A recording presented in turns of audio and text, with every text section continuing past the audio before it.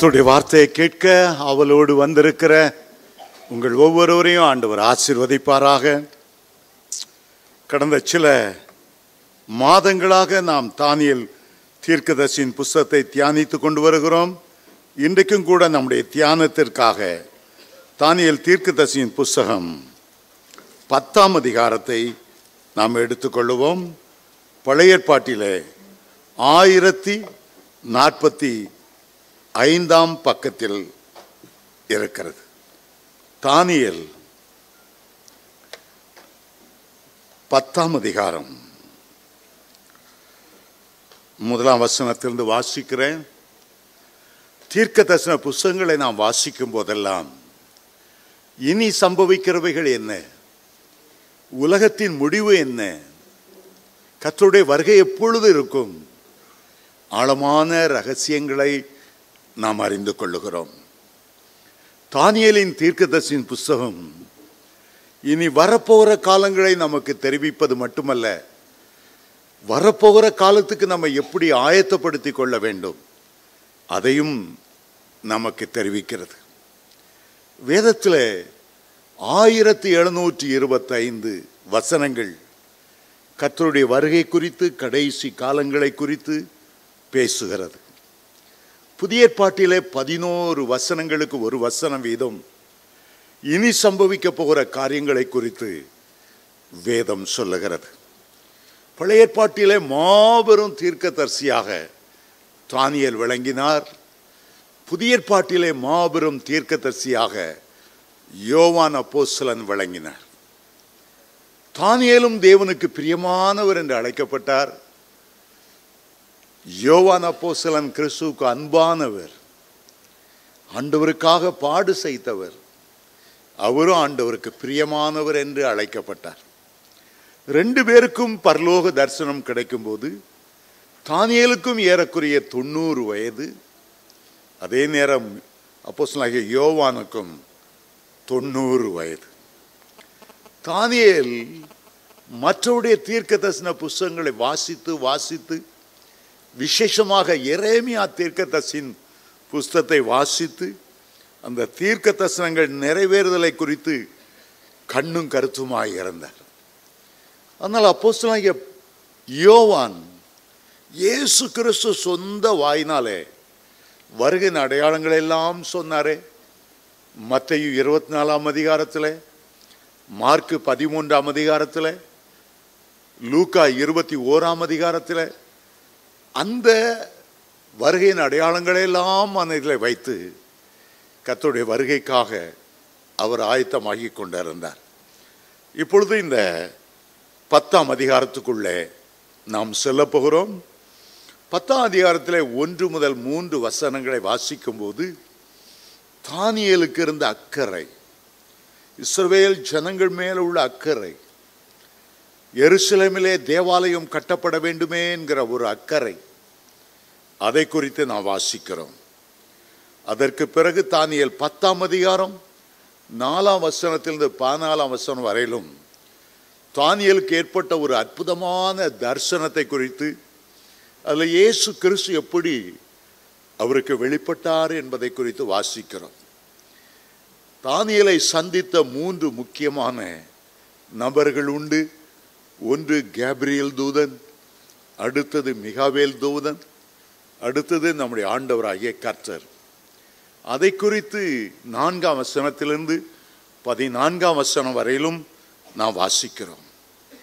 அதுக்கு பிறகு 15ஆம் வசனத்திலிருந்து 21ஆம் வசனம் வரையிலும் மனித கண்களுக்கு புலப்படாத ஒரு யுத்தம், வான மண்டலத்திலே ஒரு யுத்தம், ஆவிகளின் மத்தியிலே போராட்டம், அதை குறித்து கடைசி வசனங்களை வாசிக்கிறோம். ஆகவே இந்த 10ஆம் அதிகாரத்தை 3 பகுதிகளாக பிரிக்கிறோம். மீண்டும் சொல்கிறேன். முதல் பகுதி தானியேலுக்குள்ள அக்கறை, 2வது ஆச்சரியமான தரிசனம், 3வது கண்காணாத உலகத்திலே நடக்கப்படுகிற யுத்தம். சரி, இப்போது நாம் வசனத்துக்கு செல்ல போகிறோம். பெர்சியா ராஜாவாகிய கோரேஸ் அரசாண்ட 3ஆம் வருஷத்திலே பெல்சசார் என்று பெயரிடப்பட்ட தானியேலுக்கு ஒரு காரியம் வெளியாக்கப்பட்டது. அந்த காரியம் சத்தியமும் நீடிய யுத்தத்துக்கு அடுத்ததுமாயிருக்கிறது. இந்த காரியங்களை அவன் கவனித்து தரிசனத்தின் பொருளை அறிந்து கொண்டான். அந்த நாட்களில் தானியேலாகிய நான் 3 வார முழுவதும் துக்கித்துக் கொண்டிருந்தேன். அந்த 3 வாரங்களாகிய நாட்கள் நிறைவேறும் மட்டும் ருசிகரமான அப்பத்தை நான் புசிக்கவும் இல்லை, இறைச்சியையும் திராட்சரசமும் என் வாய்க்குள் போகவும் இல்லை. நான் பரிமள தைலம் பூசி கொள்ளவும் இல்லை. முதல் வசனம் சொல்லுகிறது, பெர்சியா ராஜாவாகிய கோரேஸ் அவருடைய 3ஆம் வருஷத்திலே.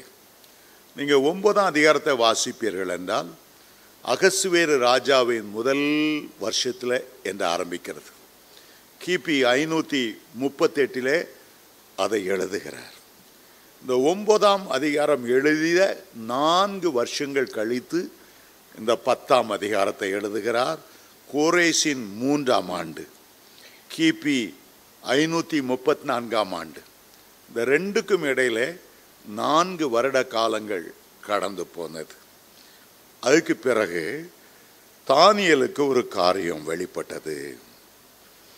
தானியேலுக்கு என்று ஏதோ ஒரு தூரத்தில் உள்ள ஒரு ஆள் போல 3ஆம் நிலைமையில தானியேலுக்கு என்று சொல்லப்பட்டிருக்கிறது. நான் நினைக்கிறேன் தானியேல் இந்த புஸ்தகத்தை எழுதினாலும் அரசாங்க ரீதியாய் பெல்சசார் என்ற பெயர் அவருக்கு சூட்டப்பட்டிருந்தது. ஆகவே தனக்கு என்று எழுதாமல் முதல் வசனத்தில் தானியேலுக்கு வெளிப்படுத்தப்பட்டது. அநேக நேரம் டிஜிஎஸ் தினகரன் அவர்கள் பிரசங்கம் பண்ணும்போது தனக்கு ஏற்பட்ட அற்புதமான சம்பவங்களை குறித்து சொல்லும்போது நான் எனக்கு கிடைத்த தரிசனம் சொல்ல மாட்டார். ஒரு தேவனுடைய மனிதனுக்கு எப்படி தரிசனம் கிடைத்தது. அப்போஸ்தலனாகிய பவுலும் கூட தான் 3ஆம் வானம் வரைக்கும் எடுத்துக்கொள்ளப்பட்ட தன்னுடைய தரிசனத்தை எழுதும்போது 2 கொரிந்தியர் 12ஆம் அதிகாரத்தில் குறிப்பிடுகிறார், நான் கிறிஸ்துவுக்குள்ளாக ஒரு மனிதனை அறிவேன். அவன் 14 வருஷத்துக்கு முன்னாலே 3ஆம் வானம் வரைக்கும் எடுத்துக்கொள்ளப்பட்டான். யாரோ ஒரு தேவ மனுஷனை எழுதுகிறது போல அவர் எழுதுவார். அதனால் அதுக்கு கீழே உள்ள வசனத்தை வாசித்தா அது அப்போஸ்தலனாகிய பவுல் என்று நாம் அறியலாம். இந்த முதல் வசனத்தில் தானியேல் இருந்து கொண்டு தானியேல் என்று யாரோ ஒருத்தரை சூட்டி காண்பிப்பது போல எழுதுகிறார். ஆனால் 2ஆம் வசனத்தை வாசிக்கும் போது வேதம் சொல்லுகிறது, அந்நாட்களிலே தானியேலாகிய நான் 3 வார காலம் அளவும் துக்கித்து கொண்டிருந்தேன். தன்னுடைய ஜனங்களை குறித்த ஒரு பாரம், எருசலேமை குறித்த ஒரு பாரம், சிறையிருப்பிலிருந்து ஜனங்கள் மீட்கப்பட வேண்டுமே என்கிற ஒரு பாரம். இப்பொழுது அவருக்கு ஏறக்குறைய 88 வயதாகிவிட்டது. 16 வயதிலே அவர் இஸ்ரவேல் தேசத்தை விட்டு பாபிலோனிய தேசத்துக்கு வந்தார். இப்பொழுது அவருக்கு 85 வயது, ஏறக்குறைய 69 வருஷம் ஆகிவிட்டது. அடுத்த வருஷத்திலே சிறையிருப்பு முடிவடைகிறது. முதல் பேட்சாக இஸ்ரவேல் ஜனங்கள் தங்களுடைய தேசத்துக்கு போய் சேர்ந்தார்கள். முதல் பேட்சில் கிட்டத்தட்ட 42,000 பேர் பாபிலோனிய தேசத்திலிருந்து இஸ்ரவேல் தேசத்துக்கு போய் சேர்ந்துட்டாங்க. சேர்ந்த உடனே முதல் செய்த காரியம், ஆண்டவருக்காக எருசலேம் மதிலை கட்டினார்கள். நெகேமியா அந்த மதிலை கட்ட ஆரம்பித்தார். செருபாபேல் என்ற வாலிபன் அந்த இடத்துக்கு அஸ்திபாரமிட்டான். ஆனால் அவர்கள் நினைத்தபடி வேலை துரிதமாக நடக்கவில்லை. நிறைய எதிர்ப்பு இருந்தது. ஏனென்றால் அந்த இஸ்ரவேல் தேசம் சரியான ஆளுநர் இல்லாமல் கண்டவனும் அதிகாரம் செலுத்தி கொண்டிருந்தான். அதில் 2 முக்கியமான நபர்களுடைய பேரை நெகேமியாவில் வாசிக்கிறோம். சன்பல்லாத், தொபியா ஆலயம் கட்டக்கூடாது என்று அவர்கள் பயங்கரமான போராட்டம் நடத்தி கொண்டிருந்தார்கள். சிறையிருப்பிலிருந்து வந்தபடினால் இஸ்ரவேல் ஜனங்கள் கையில் பணமும் இல்லை, அவர்களுக்கு சாப்பாட்டுக்கு வழியே இல்லை. நிலத்தை பயிர் செய்ய வேண்டுமென்றால் அதற்கு ஒரு 6 மாதம் காத்திருக்கணும், அது பலனை தருவதற்கு. கையில் கொண்டு வந்த பொருட்கள் எல்லாம் செலவழித்து விட்ட நிலைமையில் அந்த ஆலயம் கட்ட முடியாதபடி அவர்கள் தடுமாறிக்கொண்டே இருந்தார்கள். கொஞ்ச காலம், ஏறக்குறைய 12 வருஷம் ஆலயம் கட்ட முடியாதபடி தடை செய்தார்களாம். செருபாபேல் சோர்ந்து விட்ட நேரத்தில் தான் கர்த்தர் ஆலயம் கட்டுகிற அந்த செருபாபேலோடு பேசி சொன்னார், பலத்தினாலும் அல்ல, பராக்கிரமத்தினாலும் அல்ல, என்னுடைய ஆவினாலே ஆகும் என்று சகரியா 4:6 அவர் சொன்னார். உன்னால் கட்ட முடியாதப்பா, ஆனால் என்னுடைய ஆவியை சார்ந்து கொள். ஆண்டவர் சொன்னார், செருபாபேலின் கைகளே இந்த ஆலயத்துக்கு அஸ்திபாரம் போட்டது, அவனுடைய கைகளே இந்த ஆலயத்தை கட்டி தீர்க்கும்.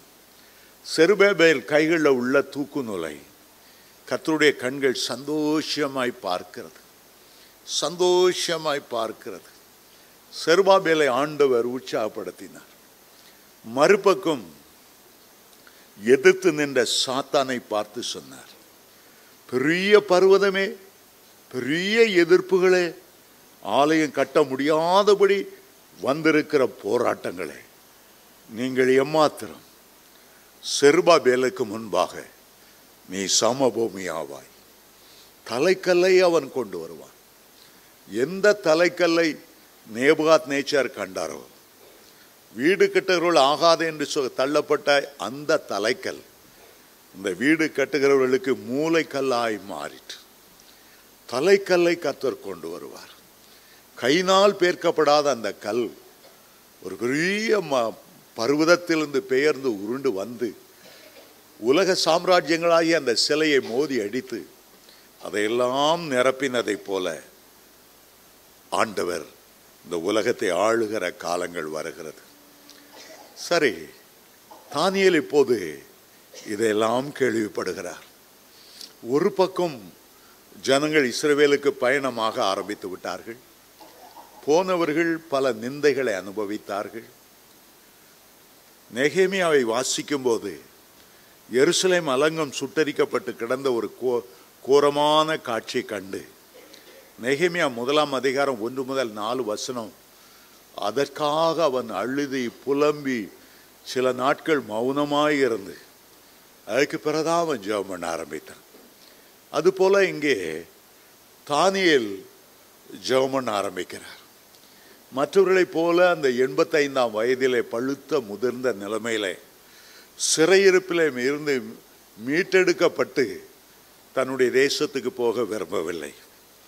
ஒருவேளை கர்த்தர் அதற்கு அங்கீகாரம் கொடுக்காமல் இருந்திருக்கலாம்.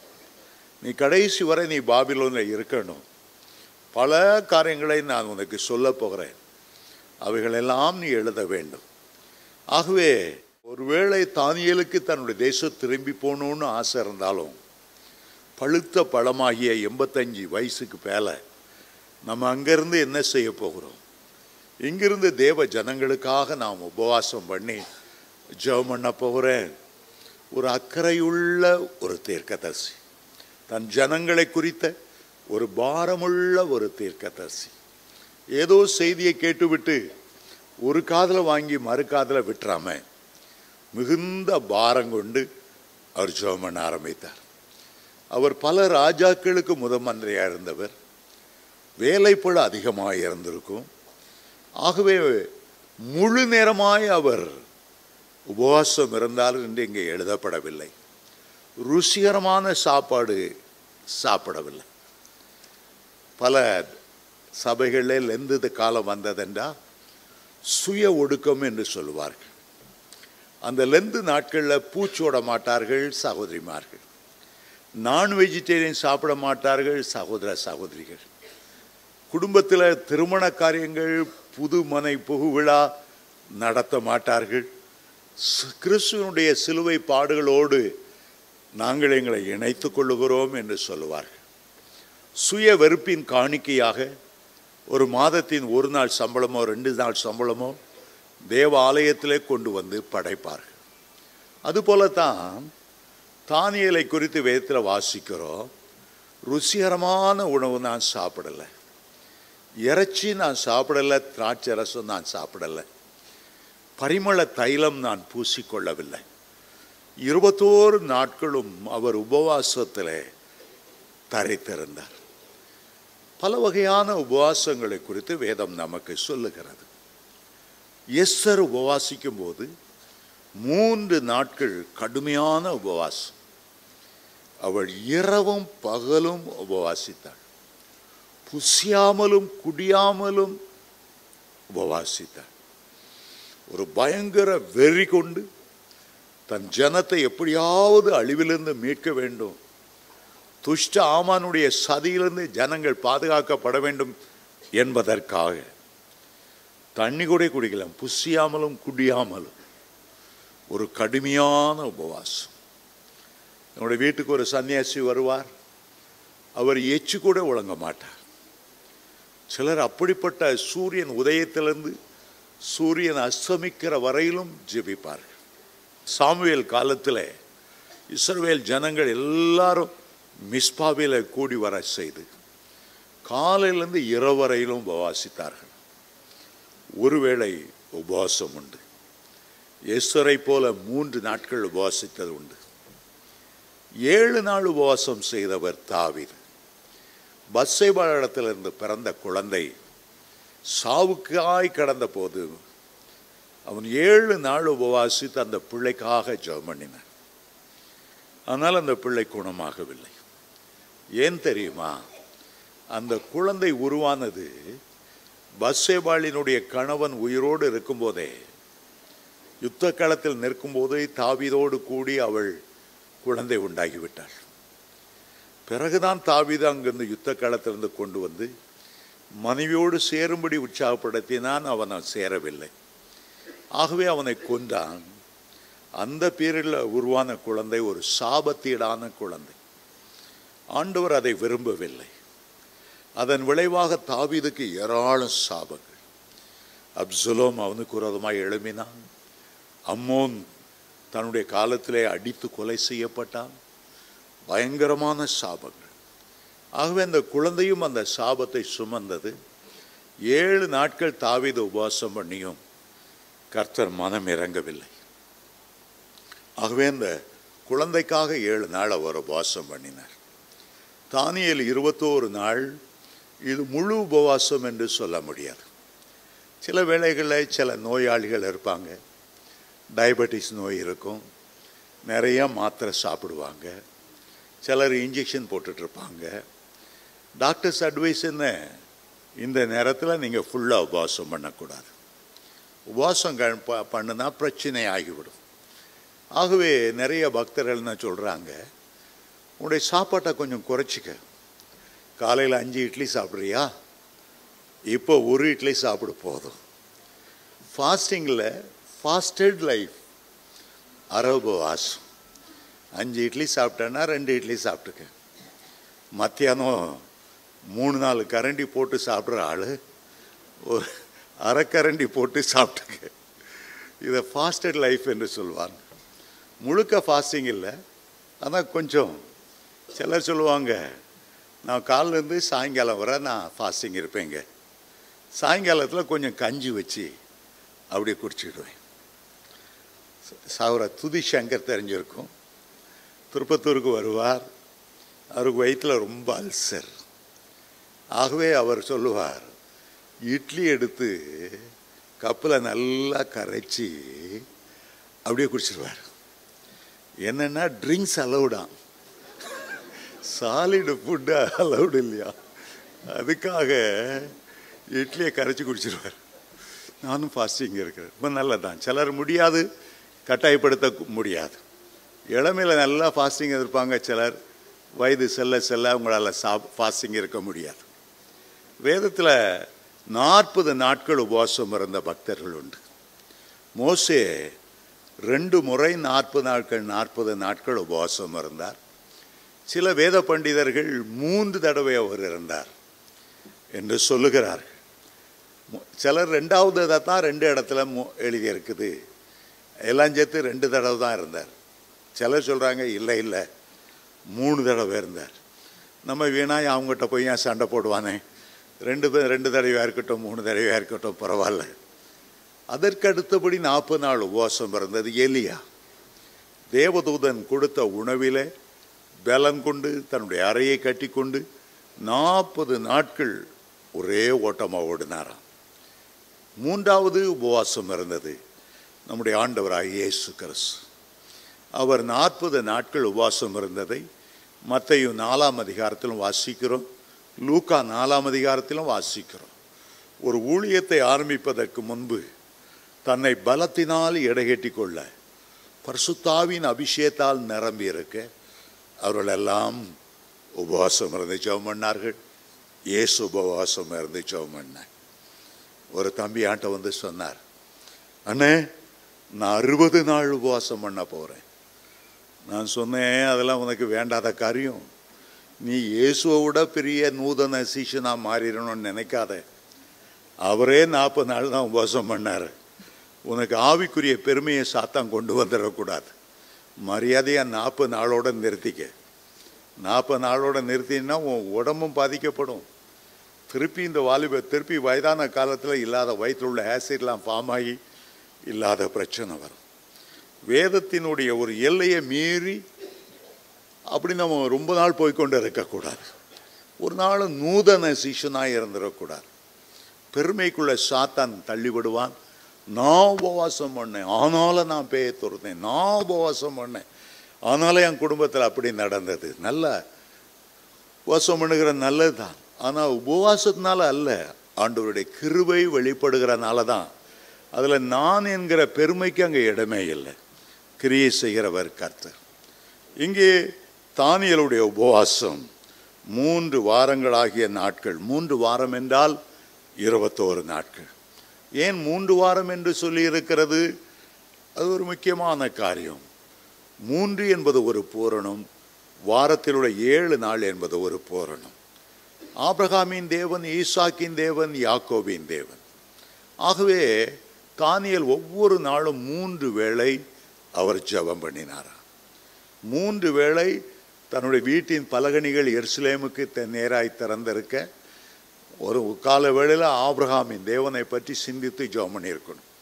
ஏன்னா அதிகாலை வேளையில் தான் அவனை சந்திக்க தேவதூதர்கள் வந்தார்கள். மாலை நேரம் ஈசாக்கை தியானம் பண்ணுகிற ஒரு நேரம். இரவு நேரம் யாக்கோபு முழு இரவும் தேவனோடு போராடி ஜெபிக்கிற நேரம். பிதாவை நோக்கி, குமாரனாகிய இயேசுவை நோக்கி, பரிசுத்த ஆவியானவரை நோக்கி தன்னுடைய ஆவி ஆத்துமா சரீரத்தை ஒடுக்க 3 வாரம் தேவ சமூகத்தில் விழுந்து கிடந்தார். சிலர் எப்போ பார்த்தாலும் உபவாசம் உபவாசம்னு சொல்லுவாங்க, சாப்பிடாமல் இருப்பாங்க, ஆனால் ஜெபம் பண்ணுறது கிடையாது. ஜெபம் ரொம்ப அதிகமான நேரத்தை நம்ம ஒதுக்கணும். ஃபாஸ்டிங் நேரத்தில் சில நேரம் ரொம்ப வேகாக போயிடும். நம்மளால் ஜெபிக்க முடியாதபடி அப்படியே சோர்வாயிரும். அந்த நேரம் என்ன பண்ணலாம்? நல்லா அருமையான மியூசிக்கை போட்டுட்டு அழகான டிஎஸ் தினகரன் அவருடைய தேவ பிரசன்னம் ஊட்டுகிற பாடல்களை பாட்டுவிட்டு, இல்லை தந்தை பெர்க்மேன்ஸ் பாடுற சில அருமையான பாட்டு, டக்கா புக்கா டக்கா புக்கான்னு குதிக்கிற பாட்டு பாடாமல், பெரிய மண்ணு அப்படி ட்ரம் அடிக்காமல், பொருள் மேலே கண்ணு போச்சுன்னா அந்த பாட்டெலாம் விட்டுட்டு, நேசரேவும் தீரு பாதம் அமர்ந்து அப்படி மென்மையான பாட்டுகளை பாடி, அந்த பாடல்னால ஒரு தேவ பிரசன்னம் நம்முடைய மத்தியில் இறங்கி வரும்போது ஜெபம் பண்ண முடியலன்னாலும் படுத்துக்கொண்டு அப்படியே ஸ்தோத்திரம் பண்ணிக்கிட்டே இருக்கலாம். ஒரு அரை மணி நேரம் படுத்து தூங்கினாலும் பரவாயில்ல, திருப்பி எழும்பு உற்சாகமாக ஜெபம் பண்ணலாம். ஆகவே உங்களுடைய ஜெபம் அப்படியே கண்டினியூஸாக இருக்கணும் அப்படின்ட்டு தேவையில்லை. ஆனால் நீங்கள் ஜெபிக்கணும். ஜெபிக்காமல் உபவாசம்னா அது பட்னியே தவிர அது உபவாசம் இல்லை. உபவாசம்னா ஜெபிச்சிட்டு இருக்கிறது தான் உபவாசம். சாப்பாட்டை கொஞ்சம் ஒதுக்கி தேவ சமூகத்தில் அதிக நேரம் செலவழிக்காமல் சிலர் எப்போ பார்த்தாலும் உபவாசம். புருஷன் ஆஃபீஸ்லேருந்து டயர்டாக வருவார், பெஞ்சாதி ஒரு காஃபி கொடுக்கலாம் பார்ப்பான், அந்த அம்மாவை காணும், என்ன நீள போட்டு உபவாசம். அவனுக்கே கடைசியில் கோவம் வந்து 4 சாத்துவான். உபவாசத்தை ஒழுங்காக நிறுத்து.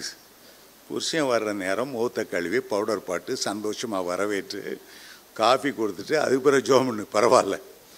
எப்போ பார்த்தாலும் உபவாசம். புருஷன் 2 திட்டுனா உடனே உபவாசம். இதெல்லாம் மாய்மாலமான உபவாசம். இதுக்கெல்லாம் பதிலே கிடையாது. சரி, தானியேல் 4ஆம் வசனம். 1ஆம் மாதம் 24ஆம் தேதியிலே நான் இதக்கேல் என்னும் பெரிய ஆற்றங்கரையில் இருந்து. உபவாசத்துக்கு ஒரு நாள் அவர் குறிக்கிறார். இஸ்ரவேல் தேசத்தில் எபிரேய கேலண்டரில் ஒரு வருஷம் எப்போ ஆரம்பிக்கிறது என்றால், எந்த ஆண்டு பஸ்கா இஸ்ரவேலர் ஆசீர்வதித்து பஸ்கா இரத்தத்தை பூசினார்களோ அப்பொழுதுதான் அடுத்த நாள் தான் அவர்கள் அங்கிருந்து விடுதலையானார்கள். ஆகவே அவர் அந்த வருஷம் முதல் மாதத்தில் அவர் ஆரம்பிக்கிறார். இந்த முதல் மாதத்தில் 2-3 பண்டிகை சேர்ந்து வந்து விடுகிறது. முதல் அறுப்பு பண்டிகை வருகிறது, முதல் கதிர்களை அசைவாட்டு பண்டிகை வருகிறது, முதல் பலன்களை கர்த்தருக்கு ஏறெடுக்கிற பண்டிகை நாள் வருகிறது. ஆகவே அவர் உபவாசிக்கும் நாட்களை குறிக்கும் போது கூட ஒரு நோக்கத்தோடு அவர் குறிப்பிடுகிறார். வருஷத்தின் 1ஆம் மாதம் 24ஆம் தேதியிலிருந்து அந்த 24ஆம் தேதிக்குள்ளே அந்த 3 பண்டிகை வந்து விடுகிறது. அந்த பண்டிகை நேரத்தில் நான் இதக்கேல் என்னும் பெரிய ஆற்றங்கரையில் இருந்தேன். ஆதியாகமம் 2ஆம் அதிகாரத்தை வாசிச்சா ஏதேனிலே 4 ஆறுகள் ஓடினது. கீகோன், வரிசையை பார்த்தா இதக்கேல், ஐப்ராத். இவர் இந்த இடத்துல ஐப்ராத்துங்கிற நதி அது ஈராக்கை ஒட்டி போடுகிறது. அன்றைக்கு இருந்த பாபிலோன் சாம்ராஜ்யத்தில் ஒரு பகுதி. ஆகவே அந்த நாட்களில் நான் நினைக்கிறேன் இதக்கேல் பக்கத்தில் உள்ள பாபிலோன் ஒரு மாகாணத்தில் ஒரு தானியலுக்கு ஒரு டியூட்டி போட்டிருந்துருக்கணும். ஆகவே அவர் என்ன செய்தார், ஒவ்வொரு நாளும் கவர்மெண்ட் வேலையை பார்த்துட்டு அந்த ஆற்றங்கரையில் இரவு நேரத்தில் ஒரு அமைதியான சூழ்நிலையில் அழகான காற்று வீசும்போது அங்கே போய் முழங்கால் படியிட்டு இருக்க வேண்டும். அங்கே போய் அவர் ஜெபம் பண்ணினார். அந்த வருஷத்தின் முதல் மாதம். எனக்கு தெரியும், தமிழ்நாட்டில் ஒரு வல்லமையான ஊழியக்காரர், நான் அவரை போல ஆண்டவரால் பயன்படுத்தினார் நான் பார்த்ததில்லை. ஜனவரி 1ஆம் தேதி அவர் முழங்கால் படியிடுவார். 40 நாட்கள் புசியாமலும் குடியாமலும் இருப்பார். பிப்ரவரி மாதம் 9ஆம் தேதி தான் ஃபாஸ்டிங்கை முடிப்பார். ஜனவரி ஒவ்வொரு வருஷமும் அப்படி ஒரு வழக்கத்தை வைத்து கொண்டிருந்தார். இந்த 40 நாள் முடித்து வெளியே வரும்போது பலத்த அற்புதம் நடக்கும். ஒவ்வொரு வருஷமும் அதே போல் அவர் செய்வார். ஜீவானந்தம் அவர்களும் கூட ஒவ்வொரு வருஷமும் ஒரு 21 நாள் தனிமையாய் போய் விடுவார். ஃபுல் ஃபாஸ்டிங் இல்லை, ஆனால் 40 நாள் தேவனோடு செலவழிக்கணும். அந்த நாட்களில் மனுஷர் முகத்தை பார்க்க மாட்டார். இரவு நேரத்தில் 4 பேரிச்சம்பழமும் ஒரு பாலும் குடிப்பார். நல்ல ஸ்ட்ரென்த் அவருக்கு கிடைக்கும். 21 நாள் அவர் உபவாசிப்பார். அநேக பரிசுத்தவான்களுடைய வாழ்க்கையில் ஒவ்வொரு வருஷமும் அப்படி உபவாசித்து கொண்டு இருக்கிறதை காண முடியும். என்னுடைய மகன் ஆஸ்பான் ஜெபத்துறை முதல்ல 21 நாள் உபவாசம் பண்ணார். பிறகு கொஞ்ச நாள் 6 மாதம் கழித்து, டேடி இன்னும் 21 நாள் போகிறேன். சரிம்மா போய் திருப்பத்தூரில் போய் உபவாசம் இருந்தார். 3ஆம் தடவை உபவாசத்துக்கு போனார். எனக்கு கஷ்டமாக இருந்தது. 4ஆம் தடவை போன போது 14ஆவது நாளில் வயிற்றில் அல்சர் ஃபார்ம் ஆகி இரத்த வாந்தி எடுக்க ஆரம்பித்தார். நான் சொன்னேன், அம்மா உனக்கு கல்யாணம் ஆகிட்டு மனைவி இருக்காங்க, பிள்ளைகள் இருக்காங்க, நீ 21 நாள் இப்படி உபவாசம் பண்ணால் பிள்ளைகள்லாம் உன்னை நினச்சி ஏங்குவாங்க. 3ஆம் தடவை ஒரு உபவாசத்துக்கு போகும்போதே அவனுடைய மாமியார் என்கிட்ட ஒரே கம்ப்ளைண்ட், உங்கள் மகன் என்ன விளப்பழத்தீங்க, எப்போ பார்த்தாலும் ஃபாஸ்டிங் குடும்பத்தை கவனிக்காமல். அப்போ நான் என் மாட்ட சொன்னேன், மகனே லாங் ஃபாஸ்டிங்கெல்லாம் போகாத, ஒவ்வொரு மாதத்தில் நீ தசமம் பாங்கு கொடுக்குற மாதிரி 30 நாள் மாதம் இல்லையா, ஒரு 3 நாள் நீ ஃபாஸ்டிங் போ, அடுத்த மாதம் அடுத்த 3 நாள் ஃபாஸ்டிங் போ.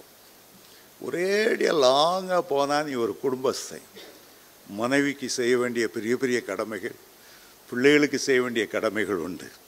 ஆகவே மாதந்தோறும் 3 நாள், ரொம்ப ஹையாக போனால் வேணால் 7 நாள் போ. நீ 21 நாள் இனிமே போகிற நான் அலோவ் பண்ண மாட்டேன் என்று சொன்னேன்.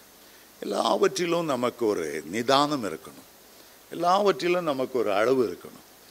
ஆகவே தானியேல் கவர்மெண்ட்டில் வேலை செய்கிறார், முக்கியமான பொறுப்பு. 21 நாள் உபவாசம் இருந்து மயங்கி விடுற நேரம் பார்த்து ராஜா கூப்பிடுவார். அதை செய்தியா, இதை செய்தியா, அந்த செய்தி அனுப்புனியா. கஷ்டப்படக்கூடாது. எப்போதுமே உபவாசம் இருக்கும்போது, ஒரு 3 நாளோ 7 நாளோ இருக்கும்போது முதல்ல உங்களை ஆயத்தப்படுத்தி கொள்ளுங்க. உபவாசம் போகிறதுக்கு முன்னால் ஒரு 3-4 நாளைக்கு முன்னாலேயே மற்றவங்க பேசுகிறதோ எல்லாம் நிறுத்திடுங்க. உபவாச ஜெபத்தில் என்னென்ன நீங்கள் ஆண்டவர்கிட்ட கேட்க போகிறீங்க ஒரு டைரி தயாரித்து எழுதி கொள்ளுங்க. 3 நாளைக்கு முன்னாலேயே உங்களுடைய மனதை ஆயத்தப்படுத்துங்க. நான் உபவாசிக்க போகிறேன், நான் உபவாசிக்க போகிறேன், ஆண்டவரோடு நெருங்க போகிறேன், ஆண்டவருடைய முகத்தை காண போகிறேன், தேவனுடைய மகிமையின் பிரசன்னத்தால் நிரம்பி இருக்க போகிறேன், சில பிரச்சனைகளுக்கு நான் முடிவு உண்டாக்க போகிறேன், கர்த்தரிடத்தில் நான் போராடி ஜெபிக்க போகிறேன், நான் ஜெபிக்க போகிறேன், நான் ஜெபிக்க போகிறேன். உங்களுடைய உள் உணர்வில் அந்த ஏக்கத்தை உருவாக்கி கொள்ளுங்க. சில வேளைகளை ஊர் வேலை, அந்த வேலை, இந்த வேலை எல்லாத்தையும் தலையில் எடுத்து போட்டுட்டு லாஸ்ட் மினிட் மட்டும் டென்ஷன் ஆகி அதை செய்யலை, இதை செய்யலே, ஆஃபீஸில் அந்த வேலை முடிக்கலையே, குடும்பத்தில் இது எலக்ட்ரிசிட்டி பில் கட்டலையே, இதெல்லாம் வச்சுட்டு நீங்கள் உபவாசத்தில் போய் உட்கார்ந்தீங்கன்னா உங்கள் உடம்பு தான் உட்கார்ந்துருக்குமே தவிர உங்கள் மனம் உட்கார்ந்துருக்காது. உங்கள் மனதை கான்சென்ட்ரேட் பண்ணுறதுக்கு 2-3 நாள் ஆயிரும். முதல் நாள்லேருந்தே தேவ பிரசன்னத்தை உணரணும்னா உங்களுக்குள்ள அந்த உணர்வை ஜெபிக்கணுங்கிற உணர்வை தட்டி எழுப்பணும்.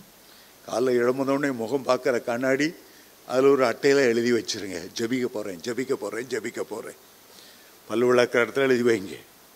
உங்கள் மோட்டர் பைக்கை வச்சுருந்தீங்கன்னா அதில் சின்ன கண்ணாடியில் எழுதி வைங்க. பார்க்குற இடமெல்லாம் நான் ஜெபிக்க போகிறேன், ஜெபிக்க போகிறேன். உங்களுடைய மனதை நீங்கள் அப்படி ஆயத்தப்படுத்திட்டீங்கன்னா முதல் நாள் உட்கார்ந்த உடனே தேவ பிரசன்னத்தை நீங்கள் உணர ஆரம்பிக்கலாம். ஹல்லேலூயா. அதே போல் சில சர்ச்சுக்கு வரும்போது அந்த வேலை, இந்த வேலை, அதெல்லாம் பார்த்துட்டு கடைசியாக நேராச்சு பாட்டெல்லாம் முடித்து 10 மணிக்கு உட்காருவாங்க. உட்காந்தா தேவ பிரசன்னத்தை உணர முடியாது. கர்த்தருடைய வார்த்தையின் ஆழத்தை அவங்க கிரகித்து கொள்ள முடியாது. அந்த செய்தி அவங்களுக்கு பிரயோஜனமாக இருக்காது. காலையில் வீட்டிலேருந்து புறப்படுறதுக்கு முன்னாலேயே ஒரு 10 நிமிஷம் நான் கர்த்தருடைய ஆலயத்துக்கு போகிறேன், எனக்கு என்னென்ன தேவைகளை கர்த்தர் சந்திக்கணும், கர்த்தருடைய வசனம் என்னோடு பேசும். செய்தியாளர் பேசும்போது எனக்கென்று ஒரு ரேமா வார்த்தை கர்த்தர் எனக்கு தரணும். நீங்கள் ஜெபிச்சுட்டு வந்து பாருங்கள், சாதாரணமாக ஞாயிற்றுக்கிழமை உங்களுக்கு கிடைக்கிற ஆசீர்வாதத்தை பார்க்கலாம், 100 மடங்கு அதிகமான ஆசீர்வாதம் உங்களுக்கு கிடைக்கும்.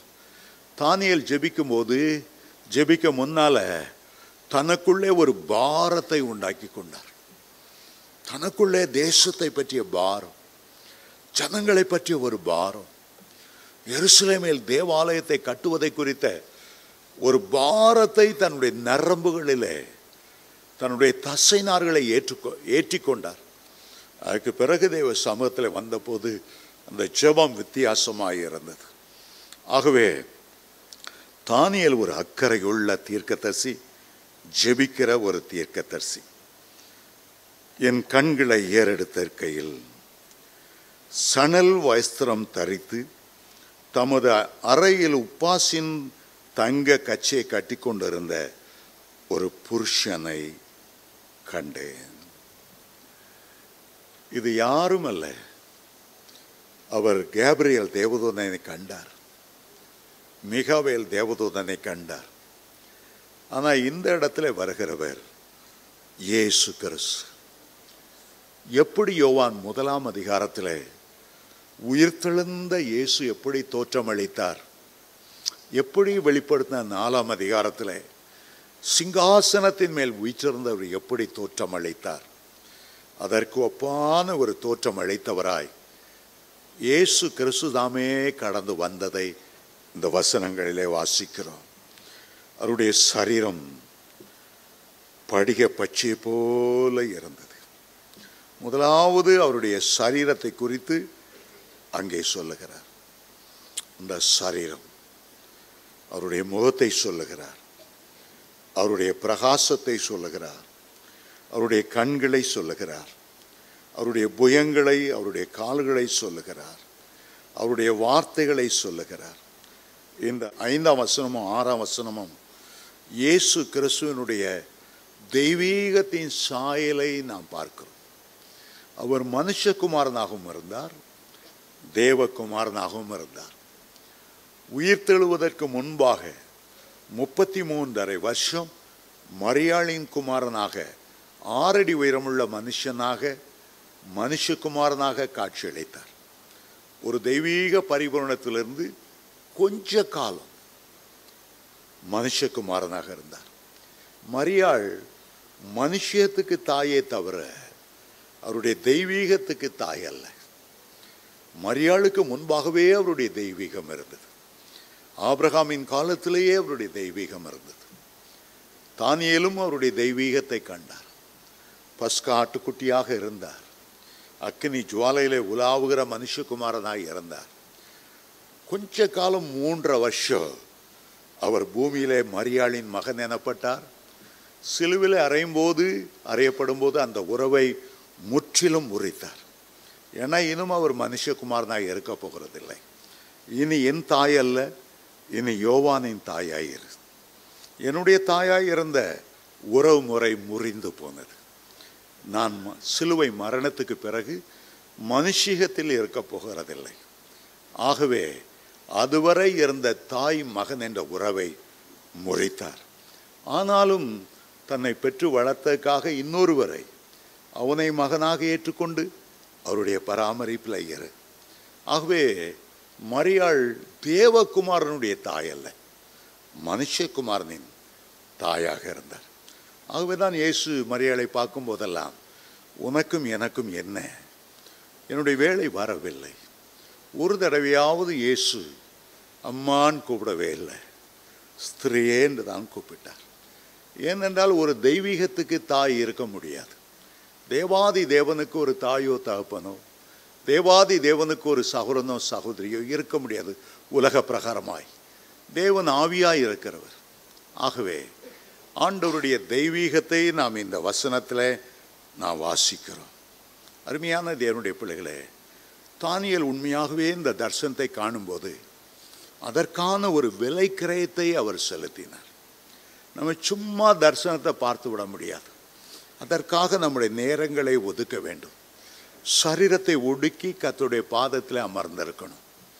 பாருங்கள், அப்போஸ்தலனாகிய யோவானும் கூட 90வது வயதிலே நாடு கடத்தப்பட்டு ஒரு கைதியை போல பத்மோ தீவில் இருந்தார். தானியேலும் கூட தன்னுடைய தேசத்தை விட்டு பிரிந்து ஒரு அடிமை போல பாபிலோன் தேசத்துக்கு கொண்டு வந்து 2 பேருக்கும் ஏறக்குறைய 90 வயது உள்ளவராய் அவ்வளோ பாடுகளை அனுபவித்தார்கள். அப்போஸ்தலனாகிய யோவானை கொதிக்கிற எண்ணெயில் போட்டார், நீந்தி வந்தார். எவ்வளவோ சித்திரவதை செய்து அவரை எப்படியாவது தேவனுடைய அன்பை விட்டு ஒதுக்க வேண்டும் என்று நினைத்தார்கள். அவரும் பாடுகளுக்குள்ளாய் போனார், தானியேலும் பாடுகளுக்குள்ளாய் போனார். யோபுவை குறித்து ஆண்டவர் சாட்சி கொடுத்தார். அவன் சன்மார்க்கன், அவன் நீதிமான், அவனுக்கு ஒப்பானவர்கள் ஒருவரும் இந்த பூமியில் இல்லை. ஆனாலும் அந்த யோபுக்கு எவ்வளவோ பாடுகள்.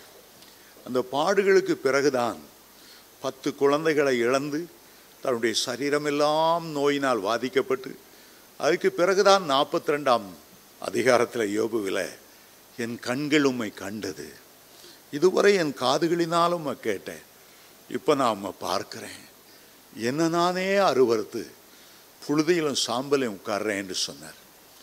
அந்த விலைக்கரையத்தை அவர் செலுத்தினார். அவருடைய மனைவியை போல ஆண்டவரை மறுதளிக்கவில்லை. ஏயா இன்னும் உயிர் வாழ்ந்துட்டு இருக்கிறீரு, உமக்கு ஒரு மழை கயிறு இல்லையா, கர்த்தரை தூஷித்து ஜீவனை விடும். ஆனால் யோபு மறுதளிக்கலை. கர்த்தர் கொடுத்தார், கர்த்தர் எடுத்தார், அவருக்கு ஸ்தோத்திரம். அருமையான தேவனுடைய பிள்ளைகளே, சோதனைகளும் பாடுகளும் ஒரு பக்கத்தில் நம்ம நொறுக்கினாலும் அது தேவனை கிட்டி சேருவதற்கு, அவருடைய தரிசனத்தை பெறுவதற்கு நமக்கு வழிவகுக்கக்கூடியதாக இருக்கிறது. இங்கே அப்போ தானியேலை குறித்து வாசிக்கிறோம். அவரோடு கூட இருந்தவங்கெல்லாம் ஓடிட்டாங்களாம். அவர் தனிமையாய் இருக்கும்போது ஆண்டவர் தன்னை வெளிப்படுத்தினார். அவர் வெளிப்பாடு வரும்போது, அவருடைய சத்தம் துணிக்கும் போது தானியேல கூட இருந்த அவ்வளோ பேரும் ஓடி ஒழிச்சிட்டாங்க. தானியேலை தனிமையாய் விட்டார்கள். பல வேளைகளில் தனிமையான நேரம் வருகிறது. எலியா கர்மேல் பர்வதத்தின் மேலே ஏறும்போது தனியாய் ஏறினார். அவருக்கு சப்போர்ட்டிவாய் அந்த கர்மேல் பர்வதத்தில் ஒருத்தரும் இருக்கவில்லை. எதிர்பக்கம் 450 பாகால் தீர்க்க தரிசிகள் இருந்தாங்க. எலியாவுக்கு அசிஸ்ட் பண்ணுற அசிஸ்டண்ட் கூட அந்த நேரம் இல்லை. தனியாய் நின்று கர்த்தரே தேவன் என்று முழங்கினார். தனியாய் நின்று வானத்திலிருந்து அக்கினியை இறங்க பண்ணினார். மோட்ச பிரயாணம் என்ற ஒரு புஸ்தகத்தை வாசிச்சிருப்பீங்க. அதை எழுதினவர் பேர் ஜான் பனியன். அவர் ஆண்டவர் மேலே உள்ள பக்தியினால கத்தோலிக்கர்கள் அந்த மார்க்கம் அந்த நேரம் புரொட்டஸ்டண்டை ரொம்ப வேட்டையாடிச்சு. இவரை பிடிச்சி ஜெயிலில் போட்டாங்க. அந்த ஜெயிலில் அவர் போகும்போது ஒன்றே தான் எடுத்துகிட்டு போனார், பேனாவையும் பேப்பரையும். தனிமை சிறைச்சாலையில் இருக்கும்போது ஒவ்வொரு இரவும் ஆண்டவர் சில தரிசனங்களை தருவார். ஒரு மோட்ச பிரயாணியனுடைய பாதை எப்படி இருக்கிறது? கிறிஸ்டியான் எனப்பட்டவன் பாவத்திலிருந்து பரலோகத்தை நோக்கி செல்லும்போது என்னென்ன பிரச்சனைகள் வரும், எப்படி எப்படி மேற்கொள்ள வேணும், ஒவ்வொரு நாள் ராத்திரிலும் ஆண்டவர் பேசுவார். அதை அவர் எழுதுவார். பல வருஷங்கள் வேதாகமத்துக்கு அடுத்தபடியாக அதிகமான விற்பனையுள்ள ஒரு புஸ்தகம் அந்த மோட்ச பிரயாணம் தான். அந்த தனிமை நேரத்தில் தான் ஆண்டவர் அவ்வளவு ஆழமான காரியங்களை வெளிப்படுத்தினார். மில்டன் என்ற ஒரு பெரிய கவிஞன், அவருடைய 2 கண்களும் குருடான வேளையில் பாரடைஸ் லாஸ்ட், பாரடைஸ் கெயின், இந்த 2 அருமையான கவிதை புத்தகங்களை அவர் எழுதினார். என்னுடைய கல்லூரி நாட்களில் அது பாட புத்தகமாக இருந்தது. அவ்வளவு ஆழமான கருத்துக்கள். சில வேளைகளில் ஆண்டவர் நம்மை தனிமைப்படுத்தி தம்முடைய மகிமை வெளிப்படுத்துவார். ஜனத்தரள் மத்தியிலிருந்து நீ தனியாக என்னோடு வா. யாக்கோபு தன்னுடைய மனைவி பிள்ளைகளை அந்த நதி கரையில் ஒரு பக்கத்தில் வைத்துவிட்டு தனியாய் உட்கார்ந்து இருக்கும்போது தான் ஆண்டவர் இறங்கி வந்தார். அந்த நேரம் யாக்கோபு அவருடைய உறுதியாய் பிடித்து கொண்டார். என்னை ஆசீர்வதியும், என்னை ஆசீர்வதியும். முழுவதுமாய் ஆண்டவரை சார்ந்து கொண்டார். ஒரு பக்கம் பாடு, இன்னொரு பக்கம் தனிமை, இன்னொரு பக்கம் நாமாகவே உலக அந்தஸ்துகளை சொகுசுகளை உதறி தள்ளிவிட்டு கர்த்தரோடு செலவழிக்க சில நேரங்களை. அப்போஸ்தலனாகிய பவுலுக்கு ஆண்டவர் 3 விதங்களிலே தரிசனமானார். ஒன்று, தமஸ்கு போகிற வீதியிலே ஒரு பாவியாய் இருக்கும்போது கிறிஸ்தவர்களை நிர்மூலமாக்குவதுதான் தன்னுடைய கடமை என்று எண்ணிக்கொண்டிருந்த போது திடீரென்று வானத்திலிருந்து ஒரு ஒளி வீசினது. கீழே விழுந்தார். ஒரு சத்தம், நீ துன்பப்படுத்துகிற இயேசு நானே. இந்த சத்தம் பவுலப்போஸ்தலன் தான் சவுலாய் இருந்த அவருக்குத்தான் கேட்டதே வழிய கூட வந்த ஒருவருக்கும் அதை கேட்கவில்லை. அவரோடு சிலர் வந்தார்கள், கைலாகு கொடுத்தார்கள். அவர்கள் அந்த தரிசனத்தை காணவில்லை. அப்போஸ்தலனாகிய சவுலுக்கு அந்த தரிசனத்தை கொடுத்தார். அதுக்கு பிறகு அவர் என்ன பண்ணினார்? அரபு தேசத்துக்கு போய் 3.5 ஆண்டு காலங்கள் கர்த்தரோடு தனிமையாய் அந்த வனாந்தரத்தில் உட்கார்ந்து விட்டார். இயேசுனுடைய அற்புதங்களை அவர் பார்த்ததில்லை. அவர் எப்படி திருவிருந்து ஆராதனை நடத்தினார், காட்டி கொடுக்கப்படுகிற ராத்திரியில் அவர் எப்படி அப்பத்தை எடுத்து பிட்டு கொடுத்தார், ஒன்றும் அவருக்கு தெரியாது.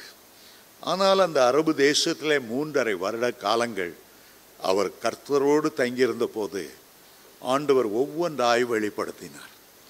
கிட்டத்தட்ட 18 தேவ ரகசியங்களை அப்போஸ்தலனாகிய பவுலுக்கு வெளிப்படுத்தினார். சில ரகசியங்களை, இந்த ரகசியம் பெரியது, நான் கிறிஸ்துவை குறித்தும் அவருடைய சபை குறித்தும் சொல்லுகிறேன். புறஜாதியருடைய நிறைவு எப்படி உண்டாகும், இஸ்ரவேலரினுடைய இருதயம் எப்படி கடினமாகும், 18 தேவ ரகசியங்களை அந்த இன்றைக்கு சவுதி அரேபியா என்று அழைக்கப்படுகிற அந்த வனாந்தரத்தில் இருந்து அந்த தரிசனங்களை பெற்றுக்கொண்டார். மூன்றாவதாக அவர் 3ஆம் வனம் வரைக்கும் எடுத்துக்கொள்ளப்பட்டதையும் அந்த பரதீசில பார்த்த அந்த தரிசனத்தையும் 2 கொரிந்தியர் 12ஆம் அதிகாரம் 1 முதல் 6 வசனங்கள் அவர் எழுதுகிறார்.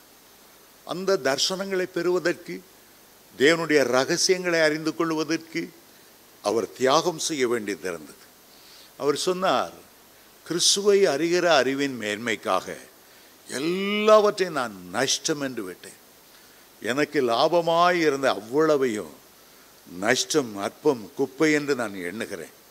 எப்படியாவது நான் அவரை அறியணும், எப்படியாவது அவருடைய உயிர்த்தெழுதலின் வல்லமை அறியணும், எப்படியாவது அவருடைய பாடுகளின் ஐக்கியத்துக்குள்ளாகணும், எப்படியாவது நான் அவருடைய உயிர்த்தெழுதலை பங்கு பெறும்படி கிறிஸ்துவுக்காக எல்லாவற்றையும் நஷ்டம் என்று விட்டேன், குப்பையுமாக எண்ணுகிறேன்.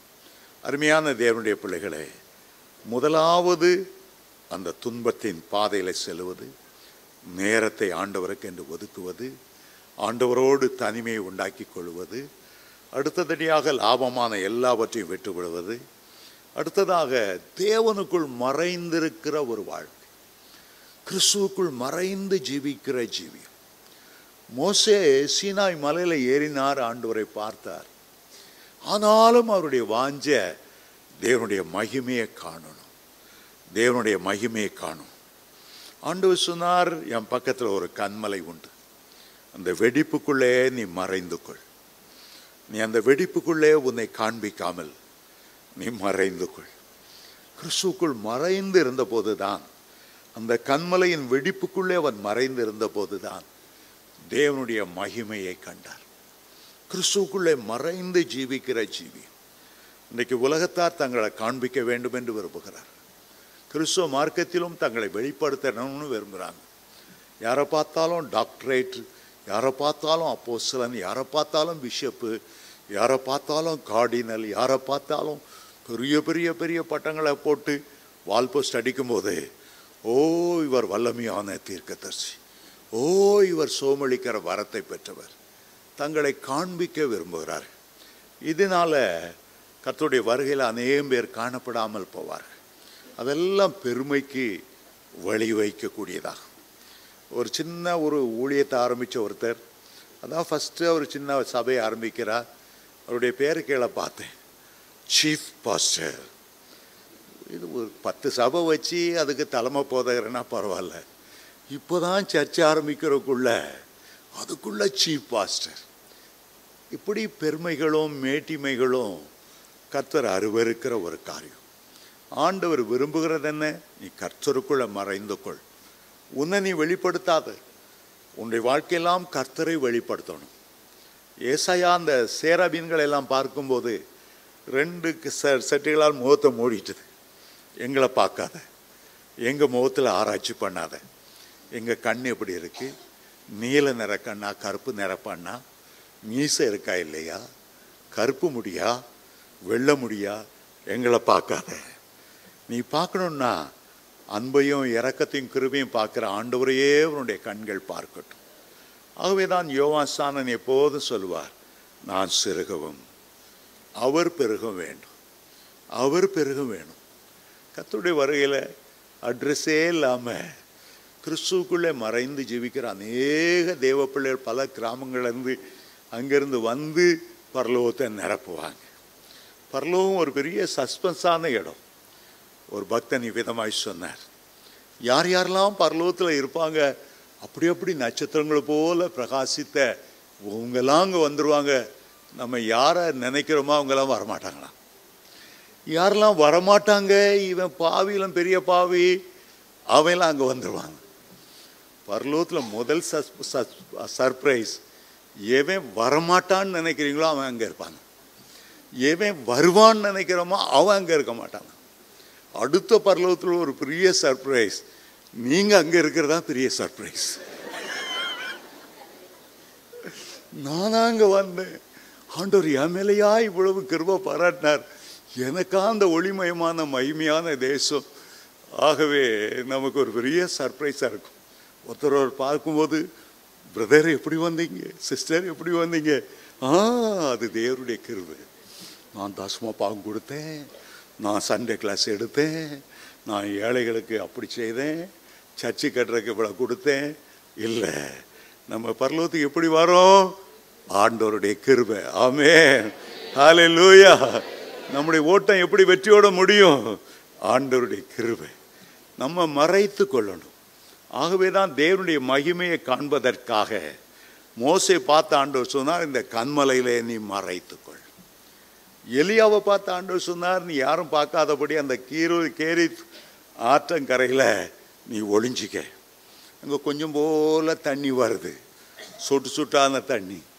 அது வற்றி போச்சு, 3 வருஷம் மழையே இல்லாமல். அந்த தண்ணீரை குடிச்சிக்க. உனக்கு சாப்பாடு கொடுக்குறதுக்கு நான் ஒரு காக்காவை ஏற்படுத்துகிறேன். சீச்சி காக்காவா? ஐயோ, செத்த எலியெல்லாம் திங்கமே, அதான் வாயில் கொத்தி நீ மறைஞ்சிக்க, உன்னை நீ வெளிப்படுத்தாத. ஆகவே தான் உன்னத பாட்டு 2:14, கண்மலையின் வெடிப்புகளிலும் சீரங்களில் மறைவிடங்களிலும் தங்குகிற என் புறாவே என்று ஆண்டவர் அழைக்கிறார். எப்போதும் நம்ம வெளிப்படுத்தாம, நம்முடைய அரிய பெரிய காரியங்களை பெருமைகளை பேசி கொண்டு வராம, கர்த்தருக்குள்ள மறைந்திருந்து எல்லாம் அவருடைய கிருபை. நான் ரட்சிக்கப்பட்டது அவருடைய கிருபை, நான் நிற்பதும் நிர்மூலமாகாததும் அவருடைய கிருபை.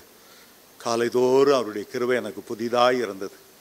அவருடைய கிருபையினால நிலைநிற்கிறேன், அவருடைய கிருபையினால ஓடுகிறேன். உங்களை தாழ்த்தி அவருடைய கிருபைக்குள் ஒப்புக் கொடுப்பீர்கள் என்றால் உங்களுடைய ஓட்டம் வெற்றியோடு ஓடி முடியும். 91ஆம் சங்கீதத்தை வாசிக்கும் போது அதில் இப்போ விதமாய் ஆரம்பிக்கிறது, உன்னதமானவரின் மறைவில் இருக்கிறவர். இந்த மறைவில் நம்ம எப்போதும் இருக்கணும். உன்னதமானவருடைய மறைவிலே, சர்வ வல்லவருடைய நிழலிலே தங்குவார். கிறிஸ்துவுக்குள் மறைந்திருக்கிற ஒரு ஜீவியம், அவங்க தான் உண்மையான பரிசுத்தவான்கள். அந்த உன்னதமானவருடைய மறைவில் இருக்கும்போதுதான் தேவனுடைய முகத்தை மோசே கண்டார். அருமையான தேவனுடைய பிள்ளைகளே, தானியேல் அவ்வளோ பெரிய பிரதமராக இருந்தாலும் ஒரு 21 நாள் கிறிஸ்துக்குள்ளே மறைந்திருப்பதற்காக இதெக்கேல் என்கிற ஆற்றங்கரையில் போய் ஒரு சாதாரண மனுஷனாக முழங்கால் படியிட்டார். தன்னை காண்பித்துக் கொள்ளவில்லை, தன்னுடைய ஆவின் வரங்களை காண்பித்துக் கொள்ளலை. அந்தரங்கங்களை பார்க்கிற நம்முடைய அருமை ஆண்டவர் நமக்கு வெளியரங்கமாய் பதிலளிப்பார். கிறிஸ்துக்குள்ளே மறைந்திருந்த தன்னை வெளிப்படுத்தாமல் ஜீவித்தபடியால் தானியேலுக்கு ஆண்டவர் மறைப்பொருட்களை வெளிப்படுத்தி கொடுத்தார். கதை சித்தமானால் அடுத்த வகுப்பில் இந்த தரிசனத்தின் ஆழங்களை குறித்து நாம் சொல்ல போகிறோம். அதுக்கு அடுத்தபடியாக கண் காணாத ஒரு யுத்தம், வானமண்டலத்தில் எப்படி யுத்தம் நடக்கிறது, சாத்தானுடைய ஆளுகை எப்படி பிரிக்கப்பட்டிருக்கிறது, வானங்களை குறித்து, வானமண்டலத்தில் உள்ள பொல்லாத ஆவிகளின் சேனைகளை குறித்து, பூமியில ராஜ்யங்களை அவை எப்படி கண்ட்ரோல் பண்ணுகிறது, ஆழமான செய்தியை கர்த்தர் சித்தமானால் அடுத்த புதன்கிழமை நாம் கற்றுக்கொள்ளப் போகிறோம். நாம் இப்போது எழுந்திருக்க போகிறோம். தானியேலுக்கு சொப்பனங்களையும் தரிசனங்களையும் கொடுத்த ஆண்டவர் இந்த கடைசி நாட்களிலே உங்களோடு கூட அவர் பேச விரும்புகிறார். பூர்வ காலங்களிலே பங்கு பங்கையாக வகை வகையாக திருவிழம் பற்றின ஆண்டவர் கடைசி காலம் நெருங்க நெருங்க தம்முடைய அபிஷேகத்தை உங்கள் மேலே ஊற்றி, மாம்சமான யாவர் மேலும் என் ஆவியை ஊற்றும் போது கர்த்தருடைய குமாரர் குமார்த்திகள் தீர்க்கதரிசனம் சொல்லுவார்கள், அவருடைய வாலிபர்கள் தரிசனங்களை அடைவார்கள், மூப்பர்கள் சொப்பனங்களை காண்பார்கள், ஊழியக்காரர் மேலும் ஊழியக்காரிகள் மேலும் என் ஆவியை ஊற்றுவேன், தாவீதின் குடும்பத்தார் மேலும் எருசலேம் குடிகள் மேலும் என் கிருபையின் ஆவியையும் விண்ணப்பத்தின் ஆவியையும் ஊற்றுவேன். இன்றைக்கு கர்த்தர் அந்த அபிஷேகத்தை உங்களுக்கு தருவாராக. இந்த கடைசி நாட்களில் உங்கள் ஒவ்வொருவரையும் தானியேலை போல எழும்பும்படி ஆண்டவர் கிருபை செய்வாராக. தன்னுடைய ஜனத்தை குறித்த ஒரு பாரம், தன்னுடைய தேசத்தை குறித்த பாரம், எருசலேமை குறித்த ஒரு பாரம், ஆலயம் கட்டி எழுப்பப்படணுமே ஒரு பாரம். உங்களுடைய வாழ்க்கையும் கூட கர்த்தருக்கு முன்பாக ஒரு ஆலயமாக, ஒரு மாளிகையாக எழும்ப வேண்டும் என்று கர்த்தர் விரும்புகிறார். அப்படியே கர்த்தர் உங்களை ஆசீர்வதிப்பார். தானியேலின் புத்தகத்தை வாசிக்க வாசிக்க கர்த்தருடைய வருகை எவ்வளவு சமீபமாய் இருக்கிறது, எவ்வளவு பயபக்தியோடு நாம் அதற்கு ஆயத்தமாக வேண்டும் என்ற உணர்வை ஆண்டவர் நமக்கு தந்தருளுகிறார். நாம் ஜெபிப்போமா? தகப்பனே, உம்முடைய பிள்ளைகளை கரம் பிடித்து அழைத்து கொண்டு வந்தேன். வேதத்தின் ஆழங்களை எங்களுக்கு சொல்லித் தரும்படி கிருபையாய் சித்தம் கொண்டீர். அன்றைக்கு நீர் ஓமைகள் மூலமாய் ஜனங்களோடு பேசினாலும் அதன் அர்த்தத்தை அறியாமல் இருந்தார்கள். ஆனால் தெரிந்து கொள்ளப்பட்ட உம்முடைய சிஷ்யர்களுக்கோ, படிப்பறிவில்லாத மீன்பிடிக்காரர்களாய் இருந்த அந்த அப்போஸ்தலருக்கோ வேதத்தின் ரகசியங்களை, ஓமையின் ஆழங்களை நீர் வெளிப்படுத்தினது போல இன்றைக்கும் உடைய பிள்ளைகளுக்கு தானியேலின் புஸ்தகத்தில் உள்ள ஆழமான சம்பவங்களை நீர் வெளிப்படுத்தி கொடுத்தீர். அதற்காக நன்றி அப்பா. அவருடைய ஆசீர்வதியும், அவருடைய ஆசீர்வதியும். உடைய கிருபை அவளோடு இருக்கட்டும். இயேசுவின் மூலம் பிதாவே, ஆமென்.